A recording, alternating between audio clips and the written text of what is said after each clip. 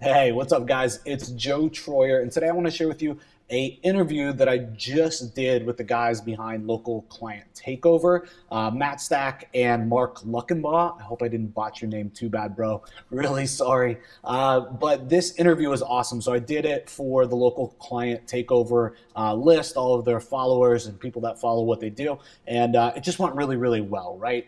Good, actionable information, straight to the point, talking about lead gen, talking about call tracking, and everything in between, a bunch of case studies and results and tips and tricks. And after I did it, I saw the video just kind of blow up on YouTube. And so I reached out to these guys and asked them if I could share it with you guys as well, because I thought it was just so good. So sit back and relax. It's about 35, 37-minute YouTube video. I hope you guys enjoy. All right, guys, we are live. Hey, what's going on, guys? Local Client Takeover, Mark Gluckenball and Matt Stack here. Of course, we have Joe Troy with us today. What's going on, man? Hey, how's it going? Thanks, guys, for having me. I appreciate it. Looking forward to it. Yeah, absolutely. Good to have you on. Especially, we were just chatting a few minutes prior. You have some really wicked angles for monetization in your lead gen and local markets, and it's definitely going to blow everyone away today, man. So it'll be a good episode for sure. So, just chatting, we talk about ACT in the group a lot. I mean, it's freaking awesome. I always encourage people that aren't super comfortable with sales, go ahead and get some leads going in, throw the whisper on, send some leads someone's way. It's a great icebreaker. It warms it up so you can call and say, hey, I'm the guy that sent you the business. But, so we talk about that a lot. So, where did that come from? What's the history on ACT? Where's it going? You want to talk about that a little bit? Yeah, definitely. So ACT was never really meant for the public. We built ACT out of a necessity for us. And the necessity was we were working with, and it's kind of how we stumbled into lead gen as well. We were working with a company, a service-based company. They were doing appliance repair in, I think we were running like 15 cities for them. We were doing all of their AdWords, and the cost per conversion, I mean, we were getting a boatload of calls, but the cost per conversion was just getting higher and higher in order for us to keep scaling. Mhm. It just comes to a point where you're going to have to pay a lot more money in AdWords in order to really scale. And the client was looking at us like, what do we do? We're using call tracking, and so we're like, well, why don't we just duplicate your site? We'll mix it up. We'll change up the site, change up the ads, and we will run another AdWords campaign and funnel you guys all the traffic, right? And you just pay us based on the results. And that's how we kind of stumbled into lead gen. And it went really, really well. I mean, we're sending the client literally, I think the first month was like 3,000 calls and scaled up over 10,000 calls a month just on the pay-per-call side. And she was already doing 6,000 or 7,000 calls a month on the AdWords side that we were managing for. Nice. And so we're just doing a boatload of call volume. Obviously, we understand the importance of call tracking and why, for us to really understand what's going on, for her to be able to understand what part of the marketing is working, how well her people are converting, and she was doing really, really well and using it as a internal kind of sales tool for their team to say, hey, look, Lisa is converting 1 in 2 calls or 1 in 3 calls, and you're only converting 1 in 10. Go study all of Lisa's calls so you can figure out why. So that's kind of a side of call tracking that a lot of people don't talk about. But essentially, we had tried every call tracking platform under the sun, and the cheaper ones to the more expensive ones, and we knew that there had to be a way that we could save some money. I mean, we were literally spending over 6 figures a year just on call tracking. Mhm. And so I turned to my developer and I'm like, what can we do? Like, can't we just cut out these middlemen? There's got to be an API somewhere where we can, tap into. And we found Twilio. We found a couple others. Ended up, running with Twilio, and that's kind of how ACT was born. I mean, we basically took our per number fees from $8 to $12 per number to $1. And then the minutes from 8 to 12 cents a minute to a cent or two a minute, Yeah, and Can't literally beat that. slash that overnight and literally put all of that money in our pocket. Mhm. Yeah, Um, that's so that's perfect. kind of how ACT was born. And then we were talking earlier, Matt, kind of about David Sprague a little bit. He came up. David was on my ass for about 90 days. share it with my group, share it with my group, share it with my group. I'm like, no, no, no. Why? I don't want to. You know, at that point, I wasn't selling anything to marketers. I was just a marketer myself. Right. And finally, I'm like, all right, let's give it a shot. You know, we spent a couple weeks doing tutorials and documentation and opening it up kind of to the world, and the rest is history. I mean, if you look at what ACT first was and what it now is it's not even recognizable. Yeah. Yeah. Yeah, that's awesome, man. It's really good because everyone, you know, says in passing, "Hey, go get a Twilio number and this and that." But anyone that really does this on any type of scale knows if you aren't um, even slightly savvy with development, Twilio can be a pain in the ass. Why You do know, the Yes. development too? I mean, just exactly. use ACT. It's So easy. exactly, you know, it's an awesome solution. So, you know, that's really good stuff, man. So you also have a theme. Um, Yeah. Okay, cool. And I imagine I heard some of your previous stuff. You do a lot with conversions. You're big on making sure your site's converted. Yeah. Yeah, so definitely, I mean, through running lots of You know, we're gonna traffic, I make mean, cutting out a little bit there, but I can talk about the conversion stuff. Yeah. I find that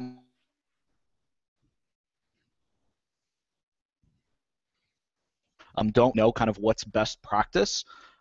Fortunately for us, I mean, our agency side kind of gets neglected now. It runs on somewhat autopilot, but we still manage a Mhm. couple $100,000 a month in AdWords campaigns for our clients, and Yeah. then we have all of our lead gen sites, and so we're constantly testing to figure out, you know, kind of what's working and what's not, and we're able to take that data and we're able to put it into a theme that we built, a WordPress theme, to make sure that we could get in all the best practices rather easily instead of Yeah. kind of starting from scratch every single time.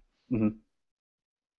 What are some of the things you do on like a local lead gen page to help people convert to call or to opt in? Yeah, so in terms of design, I mean, there's other things obviously beside design. One of the biggies obviously is just, you know, what's your offer? So Mhm. I'll give you an example, like, and this makes a huge difference, and so many people overlook this. They're obsessed with what their site looks like, and they don't really think about what the offer is. And so for dentistry, for example, we have clients in the dental space, and about, I don't know, it's between like 70 and 80% of the people that call in are looking for one thing. Their teeth are like killing them, Yeah. and they need help right away. And Hmm. so the question always is, if you listen to the calls, is they like self-diagnose themselves. So like, Hmm. oh, I have a cavity, and I need to know how much it costs to remove it. Hmm. What's it cost? Right? And the receptionist will be like, well, you know, cavities cost $1,400 to fill, and they give them like this crazy answer that, of course, is going to make the other person on the other end just like hang up. Yeah. And so the offer that works so well for dentistry is just, you know, all new patients get a free exam, consultation, and X-ray. So you don't Hmm. have to figure out, or you don't have to pay to figure out what's wrong, Hmm. right? And that offer crushes it.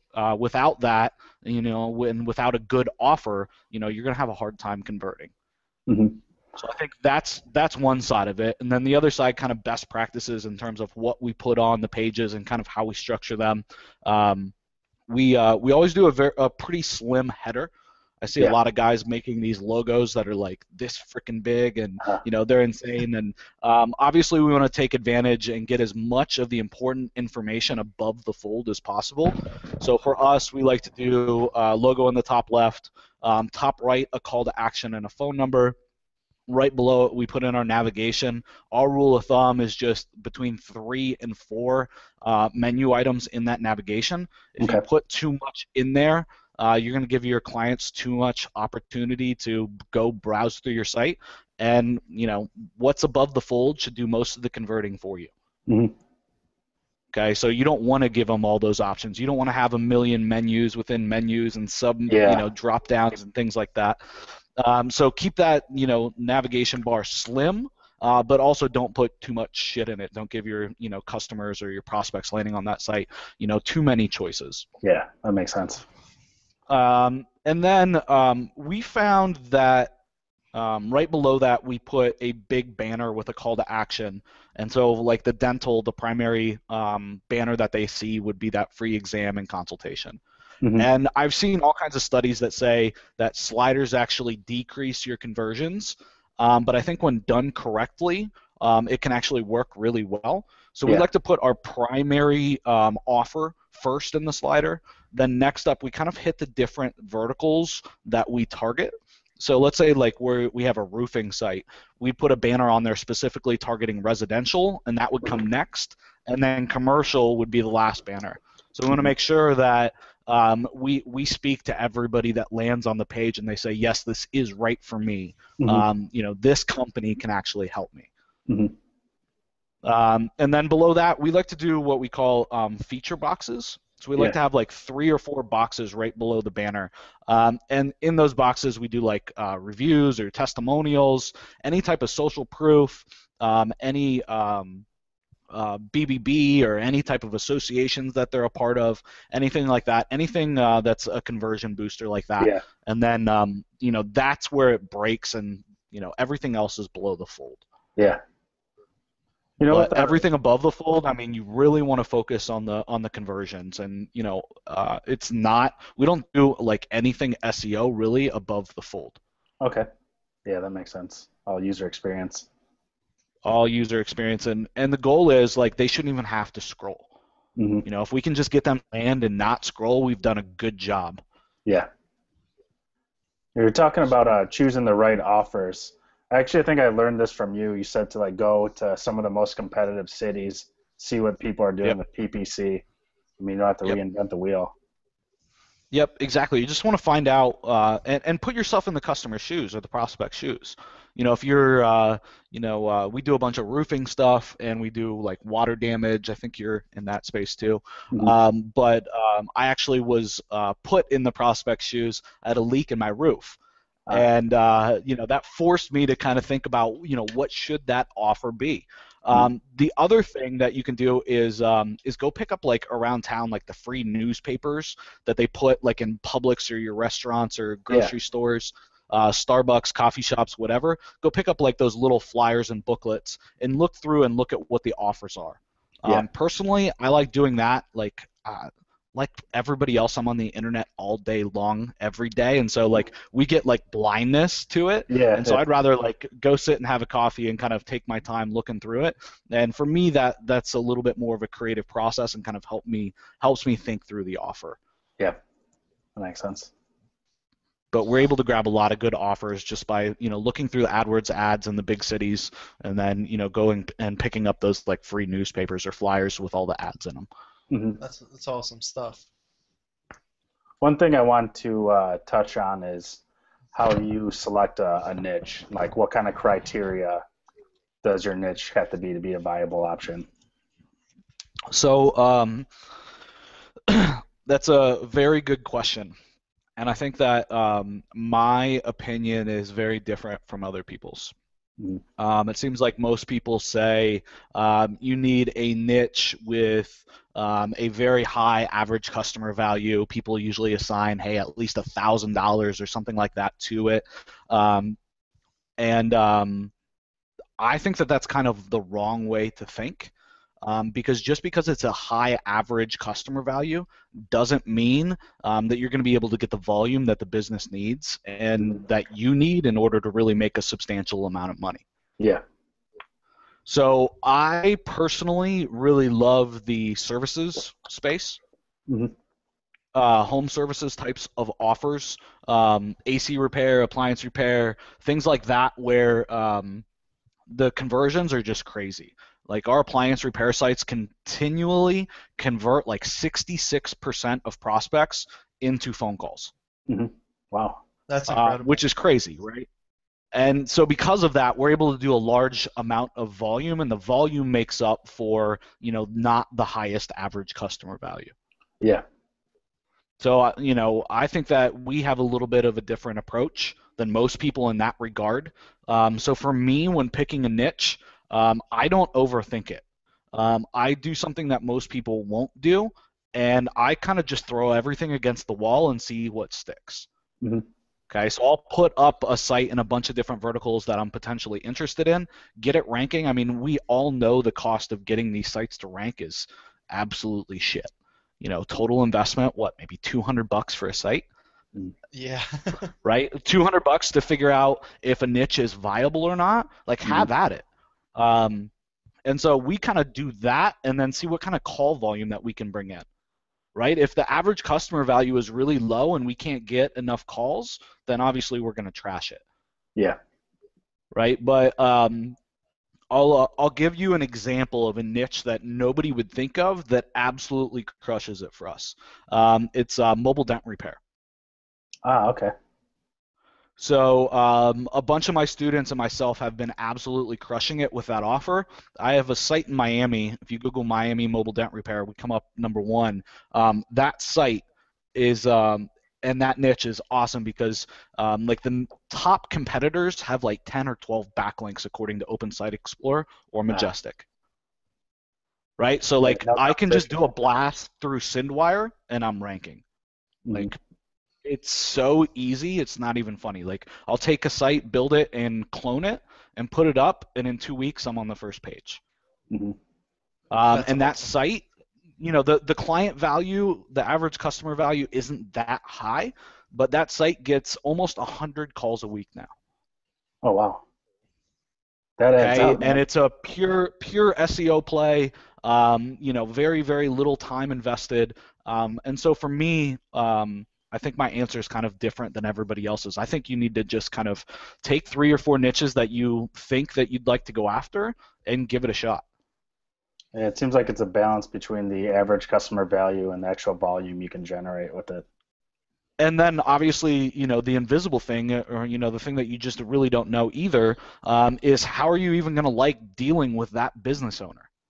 Yeah. Right? Like I pretty much trashed like every white collar person that we even worked with because I just hated dealing with them. Dentists, I can't stand dentists. They go to school and they think that they just have the right to sit in the chair and make, you know, and have $1 million+ business every year by doing nothing. They don't understand marketing. They'd rather go spend a huge amount of money and do mail drops. And if you figure out their average customer value and you figure out what they're paying in mail drops, it's crazy. I mean, they're paying $600 to $800 for a booked appointment. Okay, and we're able to bring them, you know, booked appointments for let's say $200 with AdWords.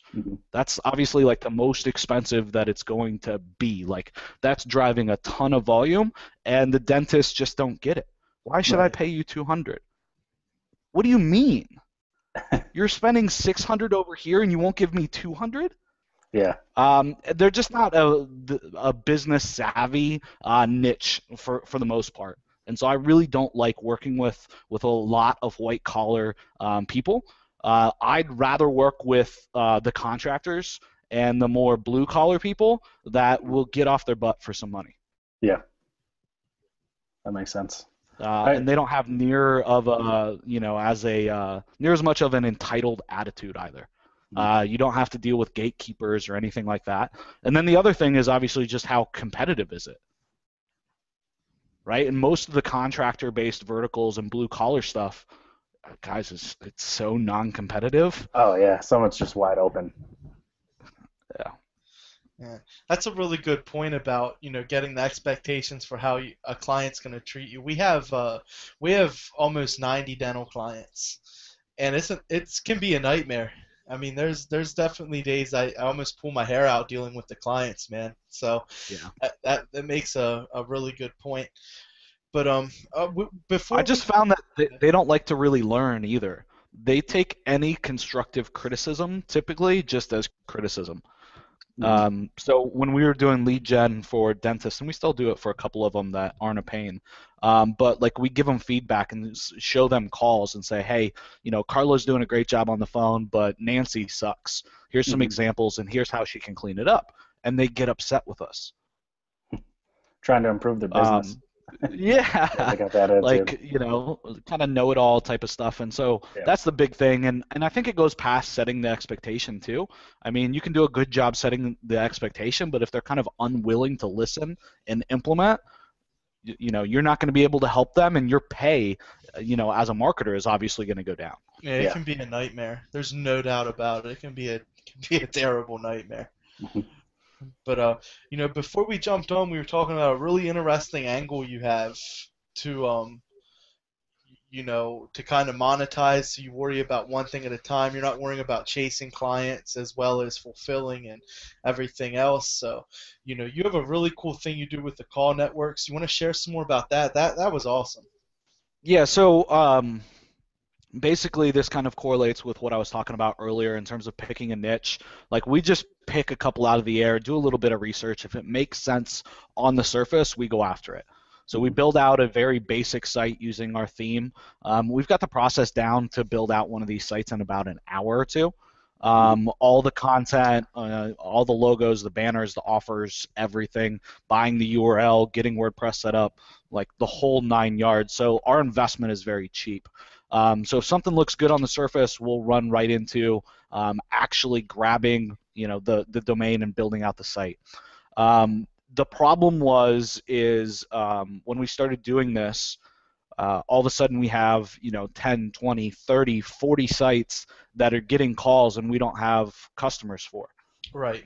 But they're not getting a boatload of calls. And for me, it's not worth my time and attention, my team's time and attention, to deal with a site that's getting 10, 12 calls a week and have to deal with one client for every one of those sites.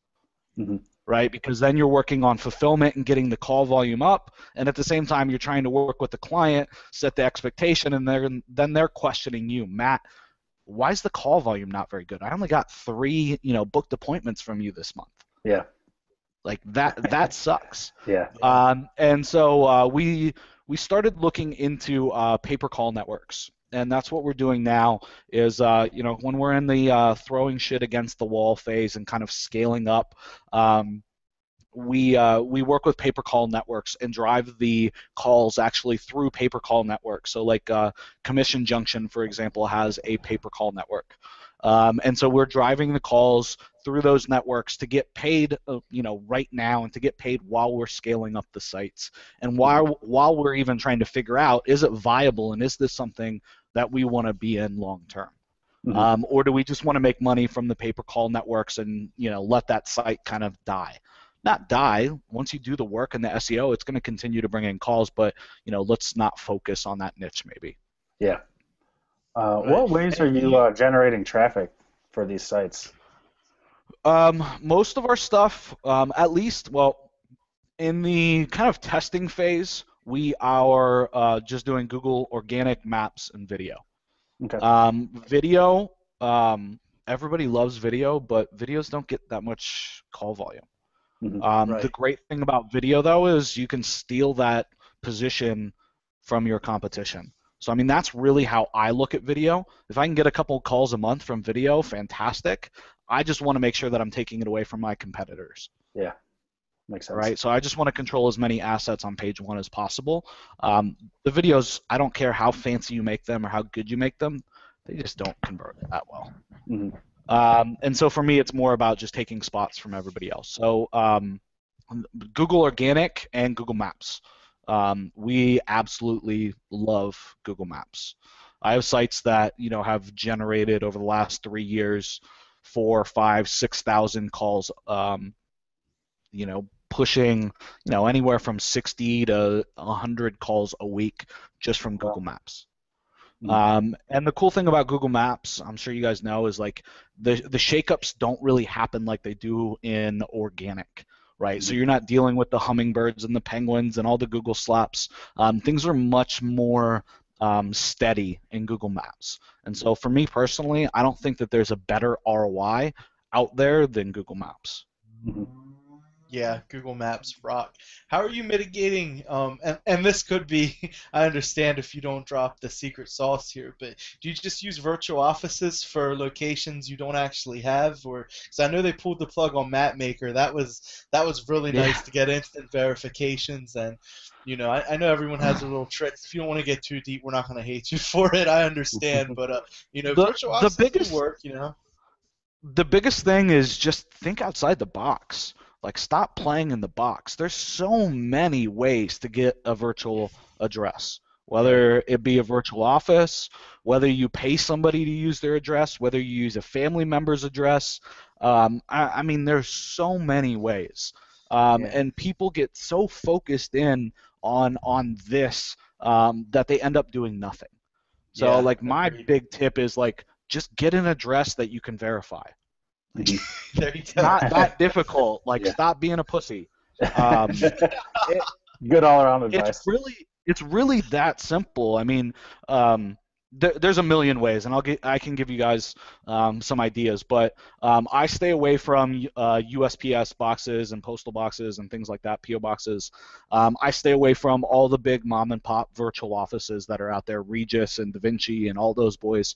The reason behind that is number one, money. They always want to put you in a contract. They require and charge you more money than everybody else. And so I look for mom and pop virtual office companies with less than 3 locations.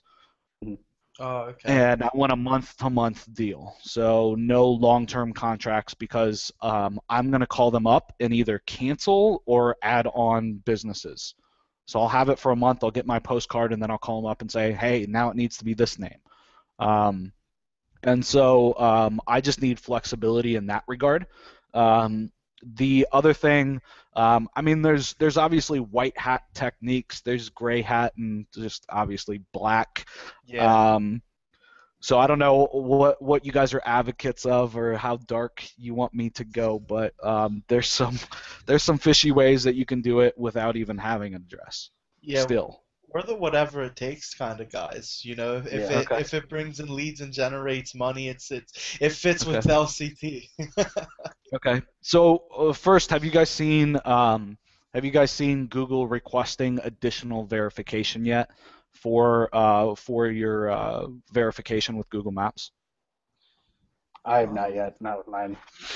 So if you get into some of the more lead gen-ish niches, they will Yeah. ask you to send them more proof.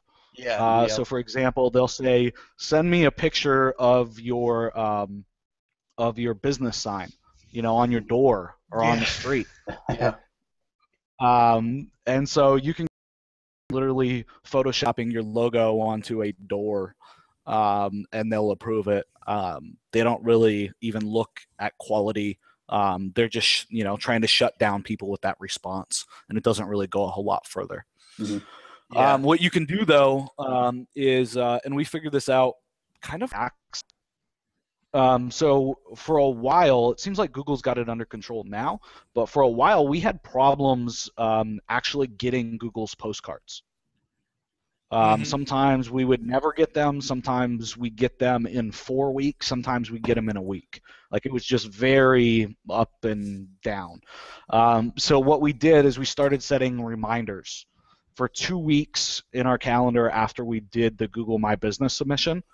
And we started calling up Google and saying, hey, I never got our verification card. And they'd verify it on the spot for us. Oh, okay. Yeah. Nice stuff. That's killer right there. So the killer part is they don't ask you any real questions, or do too much verification to make sure that you actually have that address. Mhm. They're going to Right. ask you some questions about, like, what are the local restaurants or businesses. They're going to ask you about your actual submission and pull some stuff from Google My Business, Mhm. and that's it. So you can literally pick basically almost any address out of the hat, go set it up in Google My Business, call them up 2 weeks later, and verify your listing. That's crazy. You're saying you can just put something on a door, like like a fake sign thing like that, and it works. That's Yeah. awesome. I do remember one of my locksmith clients ran into that. He had a home office. Locksmith's a Yep. really heavily policed niche anyway, but Yeah. they he had a home office. They're like, "Can you take pictures of your signage?" And he called me. I was like, "Yeah, man, I don't know what to tell you. Locksmith's a little bit tough like that." But yeah, that's so good stuff, definitely man. locksmith is a big one. We play around with the locksmith niche just to kind of keep an eye on the competition. So Right. like I think we rank like number 1 or number 2 in Miami for almost every locksmith term. But it's kind of just a little playground and a test bed for us. Yeah. Definitely a very competitive and very Google monitored local, kind of niche. Yeah, for sure. So there's lots and lots of ways, guys, to get virtual offices. I have students of mine that are renting public storage, Oh, and they're nice. sending it to public storage. Mhm. Oh, wow. There's also That's clever. companies out there that do that basically work with a lot of the big virtual office companies, and they're like mailbox companies that sublease from the virtual office companies.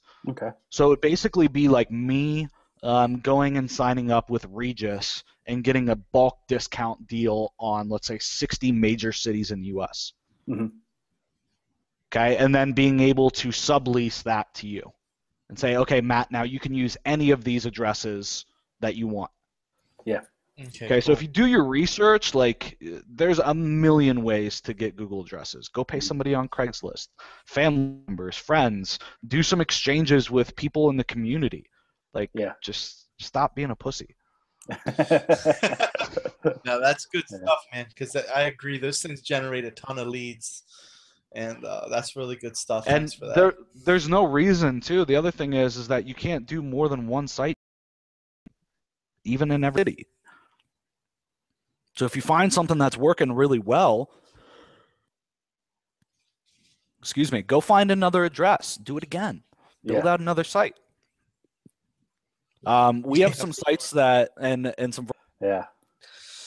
But that's good stuff, man. I guess let's end on something. I know everyone hates this question, but it's like if you were just starting out, right? You wanted to get your first online dollars, and I hate when they say like if you're just starting out with $100, that's corny. You need to find a way to get more than $100 to invest in yourself and your business. But say you're starting on a lower budget, maybe $1,000, $2,000. You want to invest in yourself. What's a quick, actionable way you tell someone to get off their ass and get moving? Besides just get off your ass and get moving, what would a good game plan be? So personally, for me, I would want to know, like, is the marketer brand new? Right? So is it somebody that's like just got into local, has no SEO experience, like is just completely green? Right? Or are they somebody that's been in the space, maybe had a job before and have kind of know the ropes or not? Yeah, You know what I mean? Because I think that lead gen should be the ultimate play for everybody long term. Right. Right? But I think that there's a big lesson here in going out and selling clients on services and figuring out how to do the shit and getting paid for it. Mm-hmm. Right? Like that's my personal belief. Like get your clients to help you and go learn everything in and out and then start doing lead gen. Right. Okay. Yeah, that makes sense, man. I mean, it's like going to college for free. Yeah, for sure. I mean, that's how I made it. In every single product that I would want to buy, if I thought so, my rule personally for buying any product or any course or software or anything is I have to be able to implement it in the next 2 weeks, or I don't buy it. I don't care if lifetime's going away or it's a charter deal or what it is, right? That's the rule for me. And so if I can implement it, if I get past that step, the next question is what clients do I have that I can go charge this for? Who can I sell this to that's going to pay for it and make me actually sit my ass down and figure it out? Right. Right? And like, what's that money? How long is it going to take me? What do I need to do in order for it to be worth my time? That makes sense. That's personally kind of my criteria. But let's say let's say somebody's doing stuff already. Let's say that they're a semi-successful local marketer. They're making at least $5 or $6 grand a month recurring, and they want to start investing into lead gen. Right. Okay, and let's just say that it's $1,000 since you threw out that number. What I would say is to build 4 or 5 niches. Okay, it's only going to cost you about $200 a site with hosting and domain registration, building out all the content on the site, getting backlinks. I mean, the whole 9 yards, citations, everything. It's only going to be like $200. Right. Right. So go build 4 or 5 sites. Use the pay-per-call networks. Use ACT or something else to forward the calls through, so you can get a really good understanding of those niches to figure out which ones you actually want to then go and scale. Mm-hmm. Yeah, I love that angle, man. That's a really good angle. So I mean, the best part, guys, about local is you're not in general affiliate marketing competing with every other affiliate marketer out there. Mm-hmm. We're competing with an AC repair technician. Mm-hmm. Right. Like, right. If we can't fucking beat them, like, we shouldn't be in this space. Yeah. Completely agree, man. So that's it for me. I mean, I think that so many of us overcomplicate this space, and it's not really that complicated. Our job is to beat the other marketers out there, and luckily in local, like, we don't have to compete with hundreds of thousands of affiliate marketers going after get your X back products on ClickBank or whatever. Right. We're competing against people that have no idea what they're doing.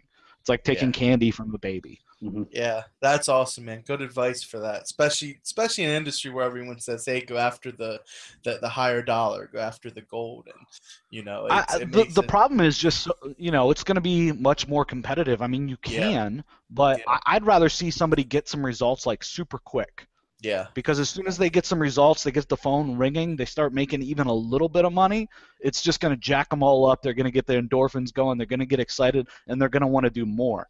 If you start out and you go after a personal injury attorney in your city, I mean, come on, dude. It's going to take you some time to rank. Right? You're going to be 6 months down the line before you start to see any real type of volume, and hopefully you've stuck with it for 6 months. Yeah. Even see the return then. Right. I mean, most people's time attention is definitely not 6 months long. Right.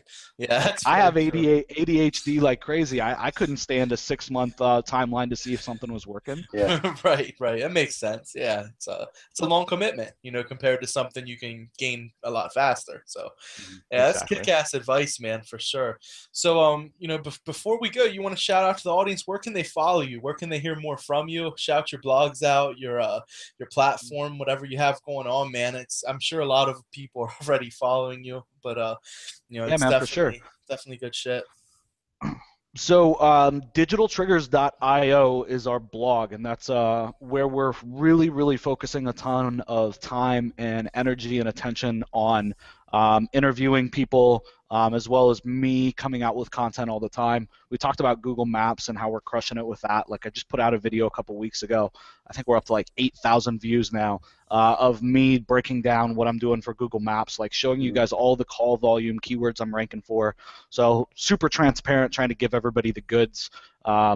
And so that's the best place to follow me, digitaltriggers.io. Awesome. Obviously, we have our call tracking platform, analytic call tracking, the new local business theme, and obviously our big dog would be Sendwire, which is taking a lot of time and resources. We're doing over 500,000 posts every 24 hours. Oh, wow. Yeah, that's a lot of server load. So the server load alone, that server bill is probably more than, I don't know, 90% of us even make in this space. But it's cool seeing all the results coming through there. But it's definitely a big commitment and time resource on our end. Yeah, that's awesome, man. Thanks for taking the time to jump on. It's definitely some gold nuggets. A lot of cool angles we don't talk about a lot in LCT, and I really appreciate it, man. Yeah, man. Thanks, guys, for having me. Absolutely. All right. Thanks a lot, everyone. Joe Troyer, digitaltriggers.io. Go check him out.